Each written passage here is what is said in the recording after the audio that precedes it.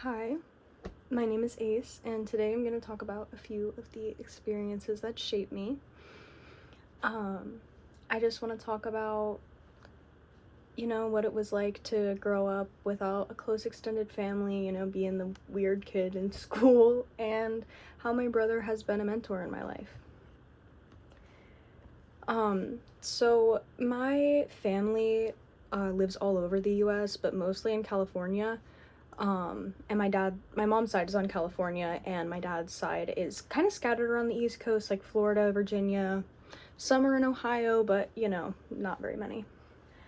I've never had a big holiday or birthday celebration with my family. Usually only getting together for like weddings and funerals. So, you know, I briefly moved to California with my mom after I turned 18, and I just didn't feel like I really fit in. My cousins had already established relationships with each other, and I just felt like we were kind of getting to know each other.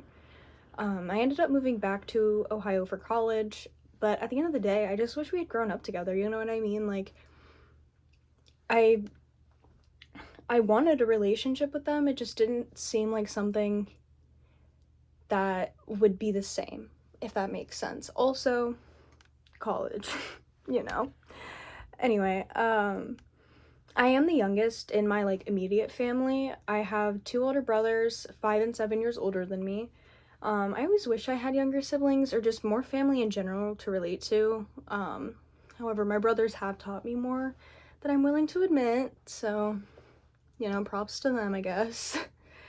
Like I mentioned, I didn't really have a close relationship with my cousins, aunts, uncles like that growing up, but one of my favorite memories was when my grandparents flew in from California to surprise me on Grandparents' Day in elementary school. And I was just so excited because I was so worried that I was going to be like the only kid there without their grandparents there. Because they do, like, I don't know about your guys' elementary school, but mine did like a whole thing where like the grandparents came in, like we had like donuts or something. I don't really remember. But I didn't want to feel left out, so I was very grateful for them coming out. Um, there were many times I wish my family could have gotten together, like birthdays, holidays, like I had mentioned. Um, but one time I invited my whole class and to my birthday party, and one girl didn't, and only one girl showed up. I don't know if anybody watching this has had that happen to them too, where like it's just you and one other kid for your birthday. But I was super sad about that, and my mom actually very kindly called her friends to see if any of them, like they had kids, see if they could come to my birthday party, make me less lonely. I definitely noticed, but it was still really nice to have people to celebrate with. I really appreciated that. I didn't have very many friends outside of my family either, unfortunately, if you couldn't already tell. Um, I didn't know what a normal social dynamic looked like until I turned like 18, to be honest. I lived in a bubble, to put it simply, and the other kids could tell.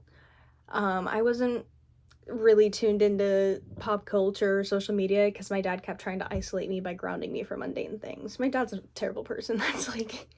That's a story that I don't want to tell on YouTube because I don't want my video to get taken down. So, um,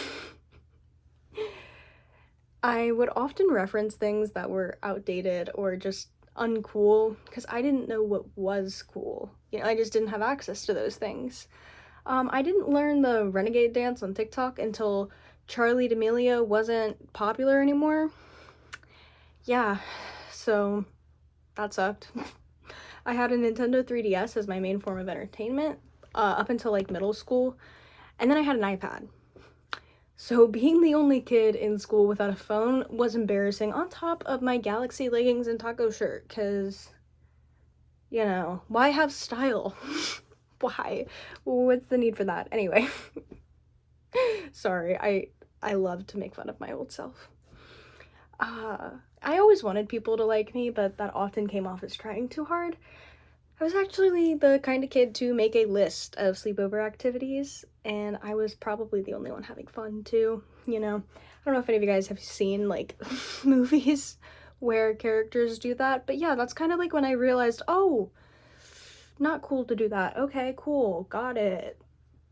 Anyway, I'm also a very fidgety and talkative person because I have ADHD, in case you couldn't tell. I'm rocking back and forth, you know, talking a million miles a minute. It's pretty obvious if you ask me. But people did find me pretty annoying in grade school because I would tap my pen, my shoe, or just talk your ear off about something you heard months ago. Because again, definitely not with the times.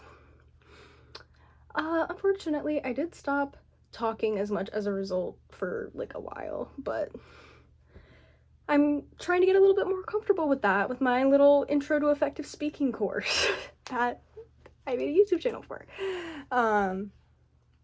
However, my oldest brother has never made me feel bad about being myself. He has inspired me in multiple ways, but I definitely think the biggest way is academically. He graduated at 21 with 5 degrees, and his GPA was 3.85. Go him, period. He has always been incredibly smart, but he showed me that someone like myself can make it even with the odds stacked against you. And by that I mean our father. But again, story not safe for YouTube. He studied abroad in pharmacy school in various locations. He went to UC, but he did their like study abroad program a couple of times. Just, you know, he's just an incredible person. So many different achievements and accomplishments, and I'm so proud of him. He's also just had a really big musical influence on me. When I was in like middle school, I started listening to like all of the same music as him. I learned a few songs on piano that he knew because we had one of those. It wasn't tuned. I hope those videos of me singing aren't still up on YouTube. Anyway, but yeah, we were both in choir for like 10 years, and he shaped my music taste just in so many different ways. And I discovered a piece of myself that changed how I viewed music as a whole, and I just can't imagine my life without music now. Like, that sounds insane. But like, I also think like one of the really big things my brother has influenced me on was staying true to himself. He's never changed or lied about who he was to try to impress somebody else. He's helped me to be comfortable in my own skin and has shown me how embracing your true self can bring amazing people into your life. I really don't know who I would be without him. Like, he has just been such an inspiration to me growing up, and I'm just so grateful for him. And this video is getting pretty long, and that is all I have for today's video. I hope you enjoyed hearing about a few of my life experiences. You know, although I didn't have necessarily reliable friends or a big family growing up, I guess all I really needed was my brother. And it doesn't matter where you come from or how you grew up, you can always grow from your experiences. I haven't let anything stop me, and I never will. You shouldn't either. Your past doesn't define who you are or what you are capable of. Just remember that.